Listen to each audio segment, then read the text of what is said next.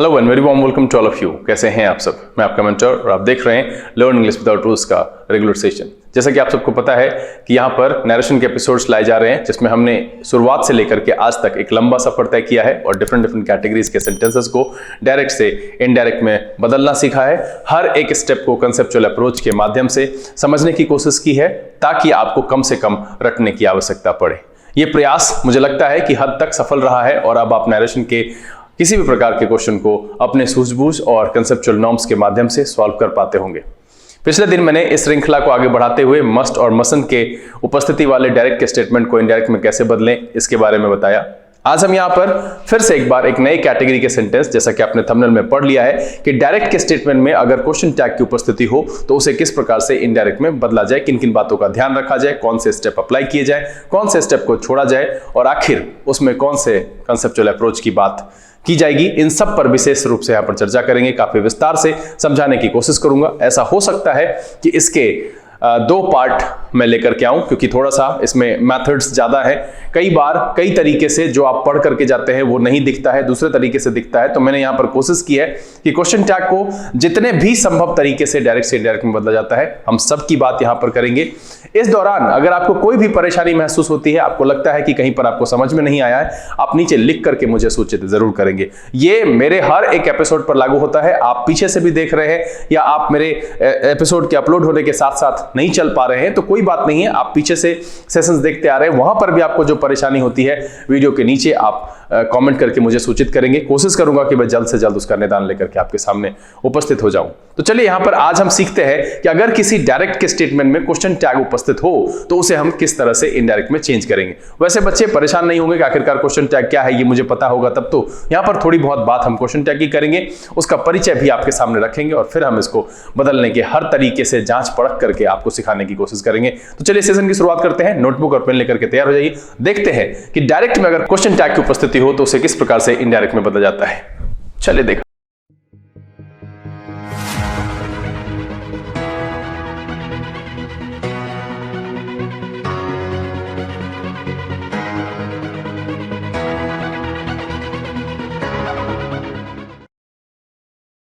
आइए हम आज के सेशन की शुरुआत करते हैं और सीखते हैं क्वेश्चन टैग की उपस्थिति वाले डायरेक्ट स्टेटमेंट को इनडायरेक्ट में कैसे बदला जाए, बदलने के दौरान किन किन बारीकियों का ध्यान रखेंगे, बेसिक 4 स्टेप्स में से कौन कौन से अप्लाई होंगे और कौन कौन से नहीं होंगे। सेशन को शुरू करेंगे, लेकिन उससे पहले जो लोग इस चैनल पर नए हैं चैनल को सब्सक्राइब कर लीजिए, बेल आइकन जरूर प्रेस कीजिएगा ताकि यहां से अपलोड की गई वीडियोस की नोटिफिकेशन आपको मिले और आपका कोई भी सेशन मिस ना हो। चलिए, चैप्टर जैसा कि आपको पहले से पता है नरेशन है और मैं यहां पर बिना रिवीजन के आगे बढ़ूंगा नहीं, क्योंकि मैं ये मानता हूं कि भाई पिछला संभाल कर रखना बहुत जरूरी होता है। अगर आप उसे भूल जाते हैं तो आप फिर परेशानी में पड़ सकते हैं और पढ़ी हुई सारी बातें बेकार हो जाएंगी। नरेशन के 4 बेसिक स्टेप्स मैंने आपको बताए हैं, एक बार मैं उसको तेजी से आपके सामने दोहरा देता हूं। ये दोहराना आपके लिए काफी फायदेमंद है और वैसे लोग जो पहली बार इस चैनल से जुड़े हैं उनको भी थोड़ी बहुत बात समझ में आ जाएगी। अगर आपको ज्यादा परेशानी होती है आप प्लेलिस्ट में चले जाइए, वहां पर शुरुआत से नरेशन के इंट्रोडक्शन से लेकर के अब तक के सफर की हर वीडियो को ऐड किया गया उस प्लेलिस्ट में। आप उसको बारी बारी से देखिए, कोई परेशानी हो लिख करके मुझे बताइए, मैं कोशिश करूंगा कि उसका आपके लिए निदान लेकर के आ सकूं। इस 4 स्टेप में जो पहला था जनरल रूल, और इसका पहले मैं कहता था कि वो से को टिल में बदलना है, ऐसा नहीं। मैंने पहले कहा कि रिपोर्टिंग वर्ब को जब आप चेंज करेंगे तो इन्वर्टेड कॉमा के अंदर जो सेंस है उस सेंस वाले शब्द से रिपोर्टिंग वर्ब को रिप्लेस कर देंगे।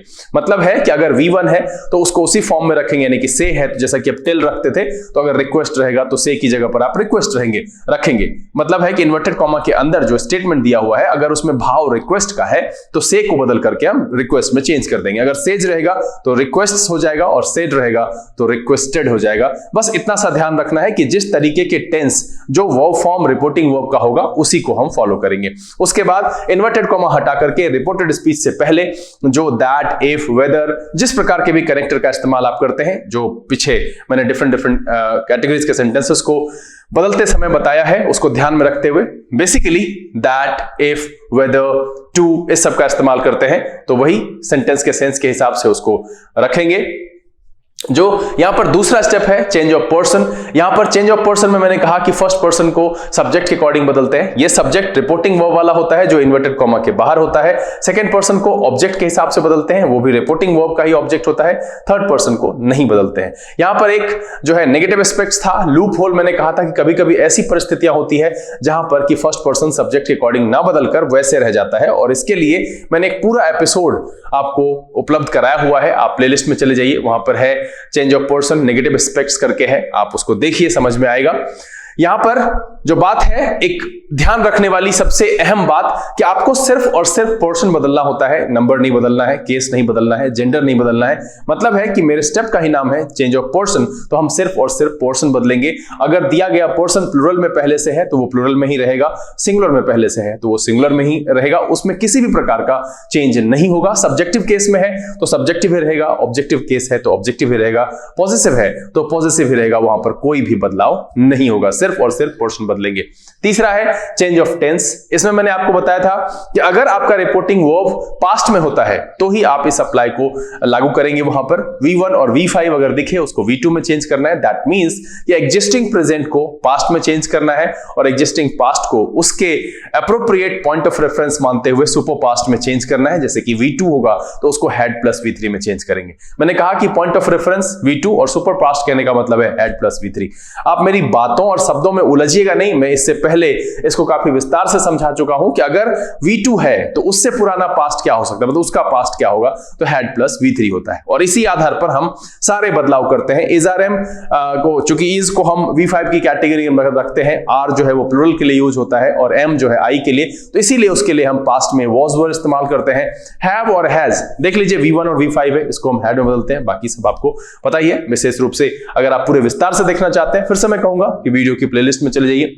फिर जो चौथा है change of other parts of speech. यहां पर हम जो बदलाव करते हैं वो बदलाव होता है आपका समय के हिसाब से। जब वहां बदलाव दिखता है कि जैसे मान लीजिए कि करंट में चीजें हैं और वो बात की कहानी हो जाती है, काफी बीती हुई कहानी हो जाती है, सिचुएशनल देख कर लगता है, कह सकते हैं आपकी रिपोर्टिंग वर्ब अगर पास्ट में है तो आप दिस को दैट, दिस को दोज, हैंस को देंस, टुडे को दैट डे, टुमारो को नेक्स्ट डे, इस तरीके से आप बदल देते हैं। चलिए यहां पर आज हम सेशन की शुरुआत करते हैं और ये जो आज का सेशन है वो है sentences with question tag। मतलब है कि अगर डायरेक्ट के स्टेटमेंट में क्वेश्चन टैग दिया गया हो तो हम उसे किस प्रकार से बदलते हैं। अब देखिए कि क्वेश्चन टैग एक्चुअली क्या होता है। यहां पर है टैग का मतलब समझ रहे हैं, ऐड करना, ठीक है। इसको हिंदी में अगर आप कहें तो कई जगह पे कई शिक्षक कहते हैं प्रश्न जोड़, सुना है मैंने शायद। तो क्वेश्चन टैग का मतलब होता है कि जैसे मान लीजिए कि एक सेंटेंस मैंने लिया, he is a good player. ये एक नॉर्मल स्टेटमेंट है। इसमें हम लास्ट में एक क्वेश्चन का छोटा सा हिस्सा, टुकड़ा जोड़ते हैं, उसको कहते हैं क्वेश्चन टैग। ये जो हिस्सा है यही कहलाता है क्वेश्चन टैग। मतलब है कि हम यहां पर क्या चाहते हैं इस प्रकार के प्रश्न से। ये डायरेक्ट जो कंप्लीट एक क्वेश्चन होता है, यस नो या WH, उस तरह का क्वेश्चन नहीं होता है।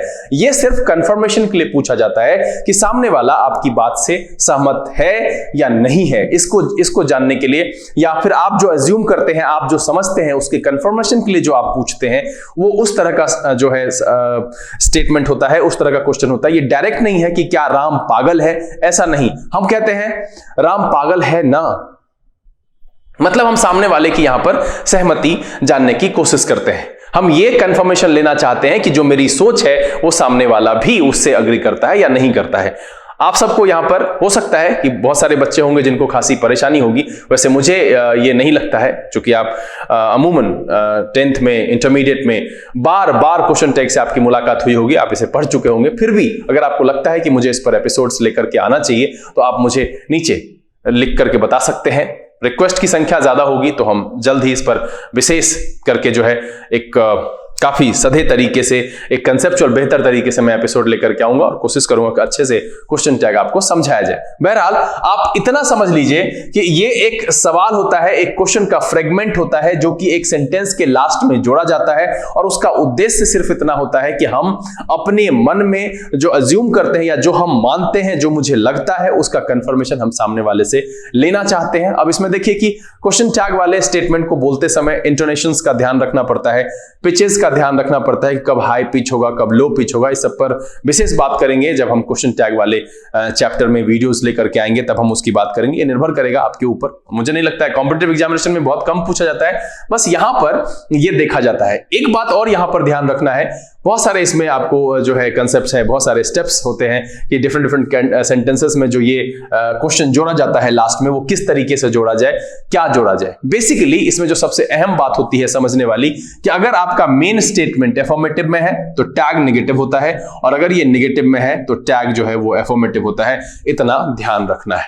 तो मैं समझता हूं कि अभी आप आसानी से ये बात समझ गए होंगे कि टैग आखिरकार होता क्या है और टैग वाले स्टेटमेंट को हम किस तरीके से पहचान सकते हैं और इसका उद्देश्य क्या होता है। अब देखिए कि मान लीजिए कि यहीं पर एक सेंटेंस दे कि रोहन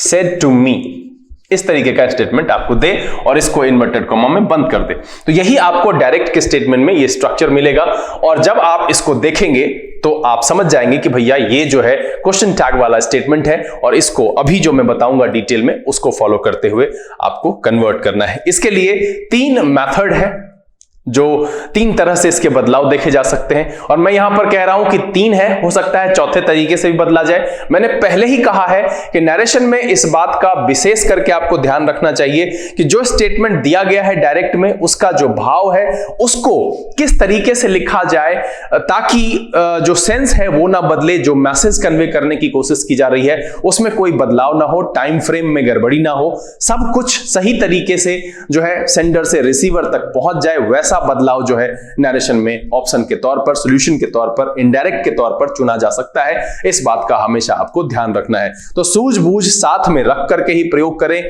आप साथ में रख करके ही कन्वर्जन अप्लाई करें। कन्वर्जन के जो ऑप्शंस आपको एग्जामिनेशन में दिए जाते हैं आप उसको चुने, क्योंकि कई बार आपको, मैं हो सकता है कि यहां पर 3 तरीके से बताऊं, ये पक्का है कि 2 एपिसोड में आएगा। आज मैं कोशिश करता हूं कि एक जो नॉर्मल वाला तरीका है उसको और एक उसके साथ एडेड मेथड 2 भी आपको बता देता हूं, और फिर अगले दिन जो है इसका तीसरा लेकर के आऊंगा और साथ में सबको एक बार कंक्लूड कर दूंगा। तो चलिए यहां पर हम एक स्टेटमेंट ले लेते हैं और उसको बदलने का तरीका आपको बताते हैं, देखते हैं क्या है। तो एक सवाल देखिए कि डायरेक्ट का स्टेटमेंट है कि ही said to me, you are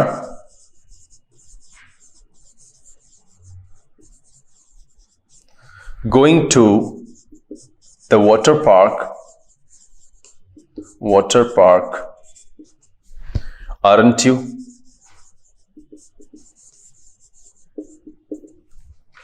देखिए अब इसको किस तरीके से बनाया जाए, इसको कैसे बदलते हैं। तो एक्चुअली कुछ ज्यादा इसमें जो है ज्यादा भारी स्टेप्स इसमें नहीं है, कुछ ऐसा ज्यादा फेरबदल नहीं करना है। इसको आप मेथड 1 ले सकते हैं, मैं इसका फिर दूसरा मेथड भी बताता हूं। तो यहां पर देखिए क्या कह रहा है कि he said to me you are going to the water park aren't you। मैंने पहले ही कहा है कि अगर आपका मेन स्टेटमेंट एफर्मेटिव है तो आपका टैग जो हो जाएगा वो नेगेटिव हो जाएगा। अब इसको सबसे पहले जो बनाते हैं उसमें जो पहला है वो क्या है कि लीव क्वेश्चन टैग, उसको छोड़ देना है। क्वेश्चन टैग क्या करेंगे, इसको छोड़ देंगे। मतलब यहां पर यह है, छोड़ने से कहने का मतलब है कि हम इसको कंसिडर नहीं करेंगे, ये मेरे स्टेटमेंट में है ही नहीं, ठीक है। लेकिन ये एक प्रकार का क्वेश्चन है। अभी यहां पर मुझे दिख रहा है कि कहीं ना कहीं हम सामने वाले से पूछ ही रहे हैं, एक तरीके से हम चाहते हैं कि वो मुझे बताए कि वो मेरे ओपिनियन से सहमत है या नहीं है। तो इसको जब हम रिपोर्टिंग वर्ब चेंज करते हैं तो ध्यान रखेंगे कि सेंस जैसा आएगा उसके हिसाब से रखेंगे। चेंज रिपोर्टिंग वर्ब इनटू, ये आप टेल में भी बदल सकते हैं, आस्क में भी बदल सकते हैं, रिक्वेस्ट में भी बदल सकते हैं, etc। ये जिस प्रकार का भाव है जो ऑप्शन में एप्रोप्रिएट आपको दिखेगा, सेंस के हिसाब से बेहतर लगेगा और ऑप्शन में जो मौजूद होगा, जो सारे नॉर्म्स को फॉलो करेगा, इस तीनों में से कोई भी हो सकता है। इसके अलावा भी कोई अगर सेंस आता है तो वो भी वहां पर हो सकता है, कोई दिक्कत नहीं है। तो सबसे पहली बात क्या है कि हम क्वेश्चन टैग वाले हिस्से को छोड़ देंगे। उसके बाद हम रिपोर्टिंग वर्ब को चेंज करेंगे, किसमें? टेल में, आस्क में और रिक्वेस्ट में। देखिए फिर मैंने यहां पर सबके वी फॉर्म लिखे हैं, V1 लिखा है, टेल लिखा है, आस्क लिखा है, रिक्वेस्ट लिखा है। अगर यहीं पर आपका रिपोर्टिंग वर्ब सेड लिखा हुआ होगा तो हम उसको टोल्ड करेंगे, आस्क्ड करेंगे और रिक्वेस्टेड करेंगे। ये अब आपको समझाने की जरूरत नहीं है, मुझे ऐसा लगता है। उसके बाद use that, if, whether, to, etc, according to the sense of reported speech. अब देखिए सिंपल सा है, यह बात ऊपर में भी लागू हो सकती है। यहां पर जो मैंने रिपोर्टिंग वर्ब को बदलने के लिए बताया है उसमें भी आप इस बात को लागू कर सकते हैं और नीचे में भी आप लागू कर सकते हैं कि आप स्टेटमेंट को कैसा रख रहे हैं, उसके हिसाब से जो कनेक्टर हम इस्तेमाल करते आए हैं इससे पहले उसी का ध्यान रखना है। कि जैसे नॉर्मल अगर हम जो टेल इस्तेमाल करते हैं, टोल्ड इस्तेमाल करते हैं तो हम दैट का प्रयोग करते हैं। अगर क्वेश्चन वाला इस्तेमाल करते हैं तो इफ और वेदर का प्रयोग करते हैं। तो उस बात का हम वहां पर ध्यान रखते हुए सॉल्व करेंगे। बाकी जो है वो यहां पर पुराने ही रूल की तरह रह जाएगा, रेस्ट इज सेम। बाकी सभी जो है एप्लीकेबल है। चेंज ऑफ पोर्शन लगेगा, चेंज ऑफ टेंस लगेगा, change of other parts of speech लगेगा, ये सब आप यहां पर लगाएंगे। तो अब इसको फॉलो करते हुए जो ये मेथड 1 है ये बड़ा ही आसान है और मुझे लगता है कि अब आप इसको आसानी से सॉल्व कर सकते हैं। चाहें तो आप वीडियो को यहां पर पॉज कर लीजिए, पहले इसको बना लीजिए, फिर हम बनाते हैं, उसको आप मिला लीजिए वहां पर। तो मैंने क्या कहा कि पहला जो तरीका हुआ जो मेथड 1 है सबसे आसान है। ये ऑप्शन भी आपको दिख सकता है क्वेश्चन में कि कोई एक क्वेश्चन टैग वाला स्टेटमेंट डायरेक्ट का दिया हुआ हो और ऑप्शन में ऐसा बदल करके दिया हुआ हो जहां पर क्वेश्चन टैग को छोड़ दिया गया हो। तो वैसी परिस्थिति में जो है हम इसी नॉर्म को, इसी स्टेप को फॉलो करते हुए उसको बदलेंगे। तो देखिए इसका बदलाव कैसे होगा इनडायरेक्ट में, बहुत ही आसान हो गया। यहां पर क्या हो जाएगा, ही आस्क्ड मी। अब चूंकि मैंने आस्क लिया है तो इफ भी ले सकते हैं, वेदर भी ले सकते हैं। अब यहां पर यू जो है वो इसके हिसाब से, मी के हिसाब से आई हो जाएगा। चूंकि यहां पर सेड लगा हुआ है तो क्या हो जाएगा, आई वॉज, फिर गोइंग, चूंकि V4 है वो वैसे ही रह जाएगा, going to the water park. और देखिए कि ये आपका स्टेटमेंट चेंज हो गया इनडायरेक्ट में। जो ऊपर लिखा हुआ है कि he said to me you are going to the water park aren't you, इसका जो कन्वर्ट होकर के, जो चेंज होकर के यहां पर आया कि he asked me if I was going to the water park। तो मतलब है कि जो मेरा नॉर्मल सा सेंटेंस आ रहा है उसमें एक तरह से क्वेश्चन वाली झलक दिख रही है, एक कंफर्मेशन वाला कहीं ना कहीं से जो है वो, चूंकि क्वेश्चन टैग का हिस्सा है तो हम प्रेफर करते हैं। और आस्क्ड को रिक्वेस्ट के सेंस में भी अगर लगेगा तो हम उसको भी वहां पर रख सकते हैं, उसको भी हम कन्वर्ट कर सकते हैं, बना सकते हैं। तो सीधी सी बात देखिए कि ये आसान सा है कि हमको क्या करना है, एक बार फिर से मैं दोहरा देता हूं कि क्वेश्चन टैग को छोड़ देना है। रिपोर्टिंग वर्ब में टेल का इस्तेमाल कर सकते हैं, आस्क का इस्तेमाल कर सकते हैं, रिक्वेस्ट का इस्तेमाल कर सकते हैं। रेस्ट आप अपनी बुद्धि का प्रयोग करते हुए जो सुटेबल होगा वहां पर ऑप्शन में आप उसका भी चुनाव कर सकते हैं।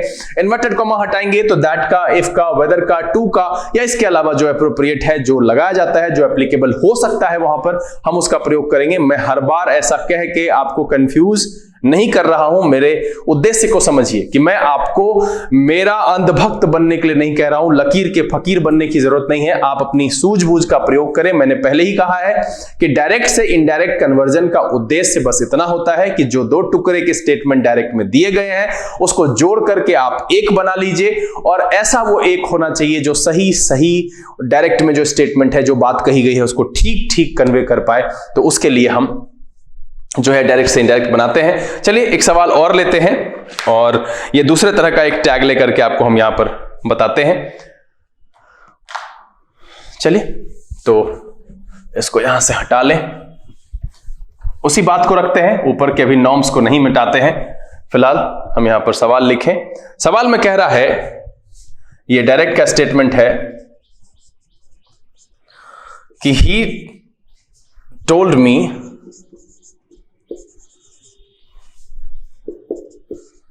shut the door। अब देखिए इसका जो टैग है वो will you होता है। अब ये जब क्वेश्चन टैग में पढ़ेंगे तो इस तरह के जो इंपरेटिव सेंटेंसेस होते हैं इसका जो टैग होता है वो will you होता है, और इसीलिए यहां पर जो है will you लगाया गया है। तो सबसे पहले जो मैंने आपको बताया कि इसको बदलने के लिए क्या करेंगे, इसमें भी वही होगा कि हम इस टैग को यहां से भूल जाएंगे। जब हम इस टैग को यहां से भूल जाएंगे तो ये मेरे लिए एक नॉर्मल सेंटेंस हो जाएगा, और इसको जब हम इनडायरेक्ट में बदलेंगे तो देखिए क्या करेंगे। इनडायरेक्ट में बदलेंगे तो यहां पर हो जाएगा ही। आप चाहें तो इसको आस्क्ड कर सकते हैं, आस्क्ड का मतलब भी निवेदन होता है, या रिक्वेस्टेड भी कर सकते हैं। कभी भी आप ये मत समझिएगा कि आस्क का मतलब सिर्फ प्रश्न पूछना होता है, आस्क का मतलब निवेदन करना भी होता है। तो यहां पर है कि ही आस्क्ड या रिक्वेस्टेड मी। अब देखिए कि चूंकि ये इंपरेटिव सेंटेंस है तो हम इसको क्या करते हैं, टू से जो है इन्वर्टेड कॉमा हटाते हैं, टू लगाते हैं और इसको शट द डोर। और देखिए बड़ी आसानी से ये स्टेटमेंट आपका जो है वो चेंज हो गया इनडायरेक्ट में। तो ये एक आसान सा तरीका है जिसको आप फॉलो करते हुए क्वेश्चन टैग वाले स्टेटमेंट को बना सकते हैं। देखिए कि यहां पर जो मैं दूसरा मेथड बताऊंगा वो मैं क्यों बता रहा हूं, क्योंकि एग्जामिनेशन में जो क्वेश्चन सेटर होता है वो ऑप्शन आपको पढ़े हुए परंपरा से हट करके अक्सर देता है, जहां पर कि उसकी कोशिश होती है क्या बच्चा हर तरीके के कन्वर्जन को समझता है, क्या वो एक्चुअली लैंग्वेज के कंसेप्ट को समझ रहा है, नरेशन की जरूरत को समझ रहा है। बहुत सारे बच्चे तो सिर्फ नरेशन की जरूरत समझते हैं कि वो सिलेबस में है, जबकि क्वेश्चन सेटर को आपके ज्ञान से मतलब होता है, आपके सूझबूझ से मतलब होता है। तो सूझबूझ नरेशन में बस इतना ही है कि वो जो स्टेटमेंट दिया गया है उसके हूबहू मीनिंग को, हूबहू सेंस को आपको क्या करना है, इनडायरेक्ट वाले स्टेटमेंट में ले आना है। वो जिस तरीके से भी आए, जरूरी नहीं है कि मैं जो नॉर्म्स कह रहा हूं उसी तरीके से वो फॉलो हो सकता है। तो इस बात को यहां पर आप ध्यान रखेंगे। एक बार मैं इसको फिर से कह दूं, ये सबसे आसान वाला तरीका है क्वेश्चन टैग वाले स्टेटमेंट को इनडायरेक्ट में बदलने का। क्या करेंगे, क्वेश्चन टैग वाला जो फ्रेगमेंट है उसको हम छोड़ देंगे, लीव क्वेश्चन टैग। दूसरा, रिपोर्टिंग वर्ब को हम टेल में, आस्क में, रिक्वेस्ट में या जरूरत के हिसाब से जो सेंस में अप्रोप्रिएट बैठ जाएगा ऑप्शन में दिया हुआ हो अगर, तो उसका भी चुनाव कर सकते हैं। दैट, टू, इफ, वेदर या फिर कोई और कनेक्टर जिसका इस्तेमाल करके सेंटेंस को बिना मीनिंग बदले हुए इनडायरेक्ट में बदला जा सकता है, संभावना है, हम उसका चुनाव कर सकते हैं। चलिए हम यहां पर इसको हटाते हैं और मेथड 2 आपके सामने रखते हैं। चलिए इसका मेथड 2 देखा जाए, और मेथड 2 में कुछ ज्यादा बदलाव नहीं होता है। अब यहां पर क्या होता है कि जैसे मेथड 1 में हमने जो किया कि क्वेश्चन टैग वाला जो फ्रेगमेंट था, जो वो टुकड़ा था, जो टैग था, उसको मैंने हटा दिया। अब यहां पर क्या करेंगे कि हम उसको रहने देंगे और उसको भी बदलेंगे। तो जो स्टेप 1 है, जो मेथड 1 है, इसका जो स्टेप 1 है वो है अप्लाई मेथड 1। मेथड 1 मतलब है कि मेथड 1 को कंप्लीटली अप्लाई करना है। मतलब कि क्वेश्चन टैग को छोड़ करके जो रेस्ट पोर्शन मेरा डायरेक्ट नरेशन का होता था, इन्वर्टेड कॉमा के अंदर जो स्टेटमेंट होता था, उसको हम बदलेंगे। अब उसके बाद क्या करेंगे कि क्वेश्चन टैग के लिए ऐड करेंगे। क्या ऐड करेंगे, we add and plus assume, assumes, assumed, plus that, plus subject, plus helping verb।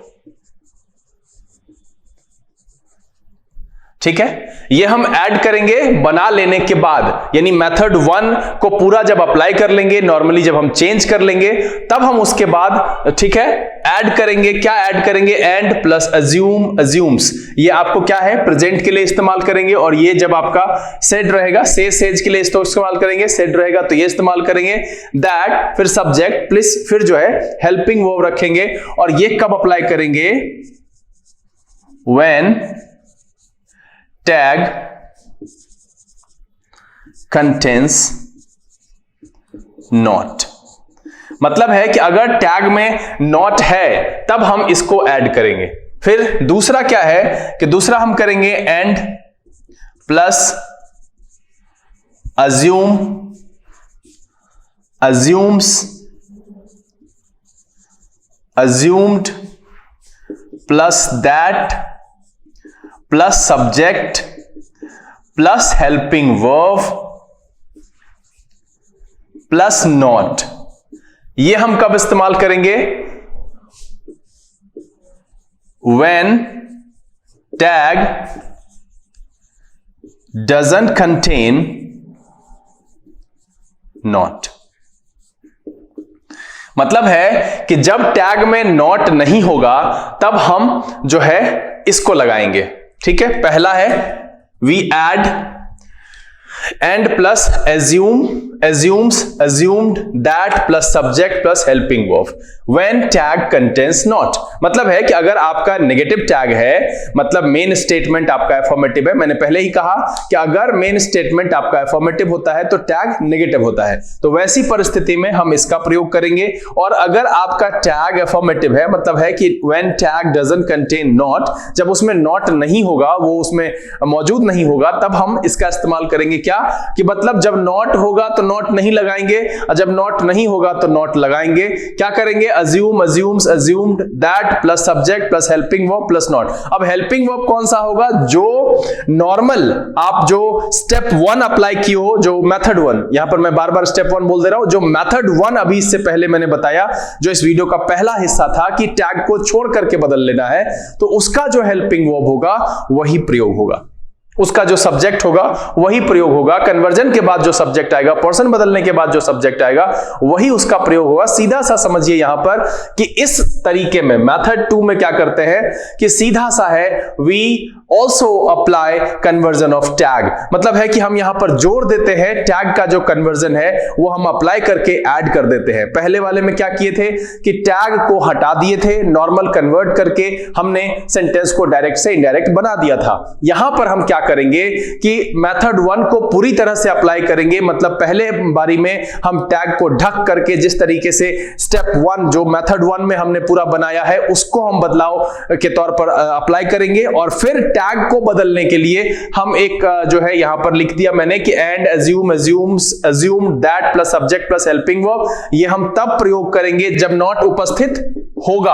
और दूसरे में क्या करेंगे कि and assume that plus subject plus helping verb plus not, जब आपके टैग में नॉट नहीं होगा तब हम इसको अप्लाई करेंगे। इस बात को ध्यान रखेंगे कि पहले वाले में जब हमारे टैग में नॉट होगा तब हम इसको अप्लाई करेंगे, जब नॉट नहीं होगा तो इसको अप्लाई करेंगे। चलिए हम यहां पर एक दो एग्जांपल आपके सामने रखते हैं और उसके बाद मैं ऊपर से ही साफ कर लेता हूं यहां पर, और इसी जगह पर रखते हैं, इस हिस्से को बरकरार रखते हैं और फिर हम सवाल बना करके देखते हैं। एक सवाल है, ये डायरेक्ट का स्टेटमेंट है कि दे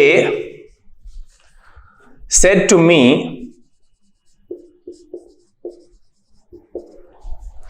he was a pilot, he was a pilot, और फिर उसके इसका टैग है wasn't he।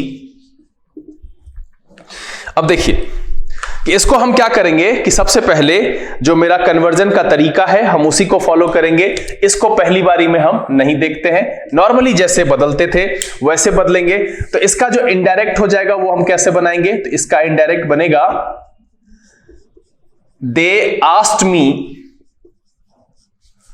Me if he had been a pilot.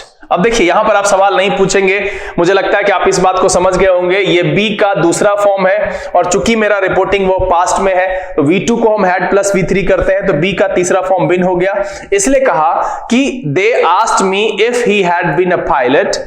अब यहां तक हो गया, अब इसकी बारी है। तो मेरा देखिए कंटेंस नॉट वाला ये हिस्सा है, क्या हो जाएगा? And assume that he had।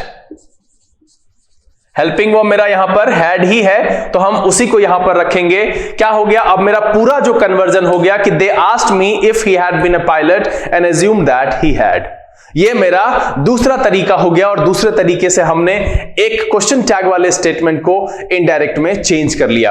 अंतर क्या हुआ यहां पर कि जो मेथड 1 है वहां पर हमने टैग के लिए कोई कन्वर्जन अप्लाई नहीं किया, मैंने टैग को छोड़ दिया। लीव क्वेश्चन टैग करके हम सारे स्टेप को फॉलो किए। वहां पर हमने टेल, आस्क और रिक्वेस्ट लगाने की बात कही। इन्वर्टेड कॉमा हटा करके टू, दैट, इफ, वेदर, ये सब जो अप्रोप्रिएट होगा वो हम लगाएंगे और बाकी सारे जो नॉर्म्स है वो सब के सब एप्लीकेबल होंगे। रेस्ट इज सेम, मैंने कहा कि मतलब चेंज ऑफ पर्सन आप लगा सकते हैं, चेंज ऑफ टेंस लगा सकते हैं। बस यहां पर जो बदलाव हुआ कि हमने मेथड 1 को पूरी तरह से फॉलो किया और बाद में जो ये हिस्सा था इस हिस्से के लिए भी एक बदलाव लागू किया। वो बदलाव क्या है कि अगर मेरा टैग नेगेटिव है, यानी कि वो कह रहा है व्हेन टैग कंटेन्स नॉट, क्या करना है, एंड, assume, assumes, assumed, और इसको बदलने की बात आप आसानी से समझते हैं कि say, says, said जिस तरीके से होगा हम उसी तरीके से रखते हैं। चूंकि यहां पर said है, asked है, तो हमने क्या किया, assumed, that लगाया और फिर जो मेरा helping verb है he, और फिर यहां जो है subject है मेरा, फिर जो मेरा सब्जेक्ट है वो है ही, तो हमने यहां पर ही रखा और जो हेल्पिंग वर्ब है उसको हमने यहां पर कॉपी कर दिया। तो इस तरीके से जो है ये दूसरा तरीका है जिसके आधार पर भी आप क्वेश्चन टैग वाले स्टेटमेंट को बदल सकते हैं। चलिए एक सवाल और लेते हैं यहां पर, उसके बाद इस सेशन को हम समाप्त करेंगे, क्योंकि इस सेशन में कुछ खास ऐसा विशेष नहीं है जिसको कि ज्यादा लंबा समय लेकर के आपको बताया जाए। ये मेथड 1, मेथड 2 आज मैंने डिस्कस कर दिया है। अगले दिन हम इसका तीसरा मेथड लेकर के आएंगे और मैं हर मेथड यहां पर आपके सामने इसलिए रख रहा हूं, साथ में मैंने यह भी आपको कह दिया है कि इसके अलावा भी हो सकता है कि किसी और तरीके से भी कुछ और थोड़े बहुत फेरबदल के साथ सेंटेंसेस को बना दिया जाए, तो आप अपनी सूझबूझ का प्रयोग करेंगे। मैंने पहले ही कहा है कि लकीर के फकीर मत बनिए, सूझबूझ अप्लाई कीजिए। सबसे बड़ी बात यह है कि डायरेक्ट के जो सेंटेंस के दो टुकड़े होते हैं उसको मिलाकर के बिना मीनिंग बदले हुए एक सेंटेंस बनाना होता है। वो कई तरीके से बनाया जा सकता है। कई बार आप जो करते आते हैं, देखते आते हैं, उससे ऑड ऑप्शन भी आपका आंसर होता है, तो वहां पर बस आपके साथ आपका सूझबूझ हो सकता है जो आपकी मदद कर सकता है। चलिए, कहता है, एक सवाल है, they said to me he didn't do it, और फिर इसका टैग है डिड ही। और आप देखिए कि आपका टैग जो है वो यहां पर एफर्मेटिव हो गया है ना। ये जो है इसमें नॉट नहीं है, तो कैसे बनाएंगे इसको, फिर से हम यहां पर नहीं सोच लेंगे कि भाई ये नहीं है, तो नॉर्मल बनाना है। तो कैसे बनाएंगे, तो इनडायरेक्ट में जो अप्लाई किया हमने मेथड 1 को सॉल्व करने के लिए, मेथड 1 के तरीके से कि दे आस्क्ड मी इफ ही, अब यहां पर ये थर्ड पर्सन है, no change, he hadn't done it, he hadn't done it। अब यहां तक हो गया। अब हमने क्यों किया ऐसा, क्योंकि ये did जो है वो V2 है, ठीक है। इसको हमने चेंज करना है had प्लस V3 में, तो जो ये V2 है did है, और उसके लिए जो तीसरा फॉर्म है वो हो जाएगा यहां पर hadn't done it। अब देखिए कि बहुत सारे बच्चे यहां पर ये कंफ्यूज हो गए होंगे कि यहां आखिरकार had कैसे आया। तो देखो बच्चा, एक पुराना रूल है जो मैं कहता हूं आपको फॉलो करने के लिए, इसको सबसे पहले आप एफर्मेटिव में चेंज कर लिया करो। तो क्या हो जाएगा, he did it। एक्चुअली जब एफर्मेटिव में करेंगे तो क्या करेंगे, जो भी पैटर्न है, नॉर्मल, नेगेटिव हो, इंटरोगेटिव हो, मैंने कहा कि अगर आप इसको एफर्मेटिव में लिखेंगे तो एक्चुअली यही लिखेंगे। और हमने क्या करना है कि ये एक्चुअल V2 है और इसका V2 का हैड प्लस V3 होगा, तो यहां पर क्या हो जाएगा हैड, और चूंकि नॉट है तो नॉट हमने कैरी फॉरवर्ड कर लिया, नॉट यहां लगा लिया, और जो इसका पहला फॉर्म है डू, उसका तीसरा फॉर्म हो गया डन। तो इसीलिए यहां पर जो चेंज हुआ ही डिडंट डू इट का, उसका क्या हो गया कि they asked me if he had done it. अब यहां के बाद हम ये वाला जो अप्लाई करेंगे, एंड